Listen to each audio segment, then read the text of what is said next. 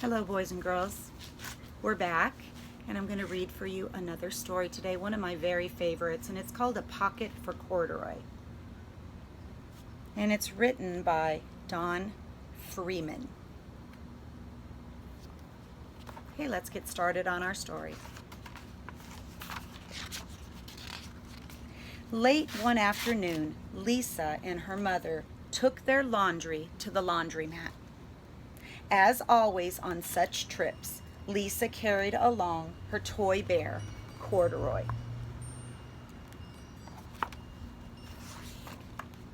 The laundromat was a very busy place at this hour.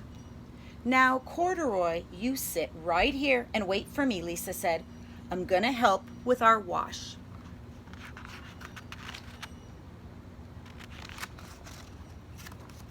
Corduroy waited patiently and then suddenly perked up his ears. Lisa's mother was saying, "Be sure to take everything out of your pockets, Lisa dear.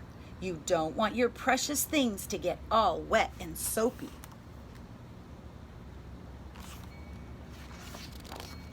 "Pocket?" said Corduroy to himself. "I don't have a pocket." He slid off the chair. "I must go find something to make a pocket out of," he said, and he began to look around.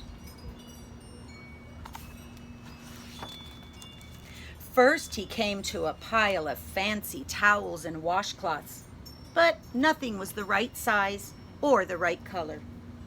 Then he saw a huge stack of colorful clothes in a laundry bag. "There ought to be something in there to make a pocket out of," he said. Without hesitating, he climbed inside the bag, which was filled with pieces of wet laundry. The dampness didn't bother Corduroy in the least. "This must be a cave," he said, and he sighed happily. "I've always wanted to live in a dark, cool cave." When the time came for Lisa to fetch her bear, he was gone. "Oh, Mommy," she explained, "Corduroy isn't here where I left him." "I'm sorry, honey," said her mother, "but the laundromat will be closing soon and we must be getting home."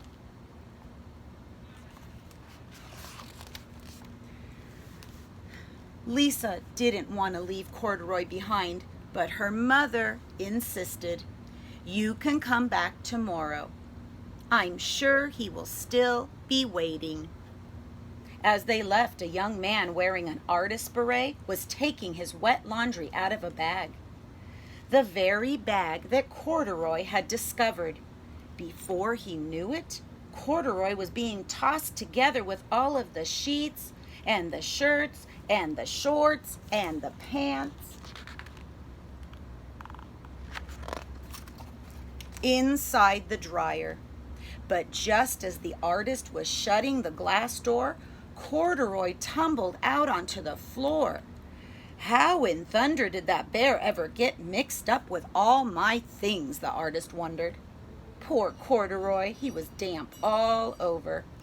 "The least I can do is give him his overalls and give him a good drying because they're so wet," said the man thoughtfully, and he unbuttoned Corduroy's shoulder straps and put his overalls in the dryer.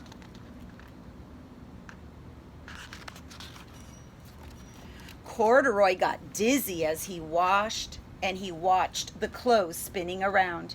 But the artist became inspired. He became excited. "This would make a wonderful painting," he said, as he took out his sketchbook out of his pocket and he began drawing the swirling colors. "I can hardly wait to get back to my studio." Finally, the dryer stopped whirling around, and the man gathered up the clothes, and then he helped Corduroy put on his warm, dry overalls. All at once, the manager of the laundromat called, "Closing time! Everybody out!" Corduroy was gently placed on top of a washing machine. "I wonder who that bear belongs to," said the artist as he was leaving. "Seems to me He should have his name someplace. He's too fine a fellow to be lost. As soon as the lights were turned off, Corduroy began his search again. He was surprised to see something white glowing in the dark. "Maybe it's snow," he exclaimed. "I've always wanted to play in the snow." He accidentally tipped over the open lidded box, and suddenly he was covered with soft, slippery soap flakes.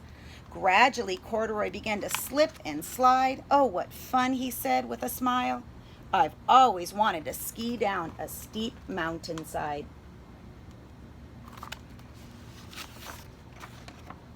He landed paws first into an empty laundry basket. "This must be a cage," he said, peeking through the bars. "I've never wanted to live inside a cage like a bear in the zoo." But by now, Corduroy felt drowsy, and soon he nodded off to sleep.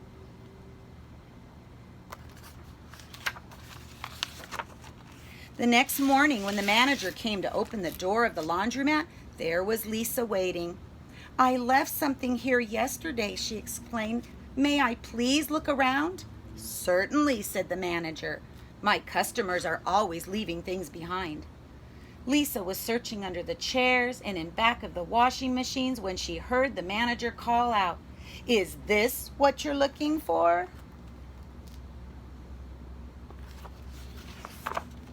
"Yes, yes, he's my best friend," shouted Lisa, and she came running. She reached in and picked up Corduroy out of the basket. "So this is where you've been, you little rascal," she said. "It's time to go home." Lisa thanked the manager and ran out the door and down the street, holding Corduroy tightly in her arms. "I thought I told you to wait for me," she said. "Why did you wander away?" "I went looking for a pocket," Corduroy said. "Oh, Corduroy, why didn't you tell me you wanted a pocket?" she asked, Lisa giving him a little squeeze. The very next morning, Lisa sewed a pocket on Corduroy's overalls. "And here is a card I've made with your name on it for you to keep it tucked inside your pocket." "I've always wanted a purple pocket with my name tucked inside," said Corduroy, as he and Lisa nuzzled noses. And boys and girls, that's the end of our story. A pocket for Corduroy. Have a great day.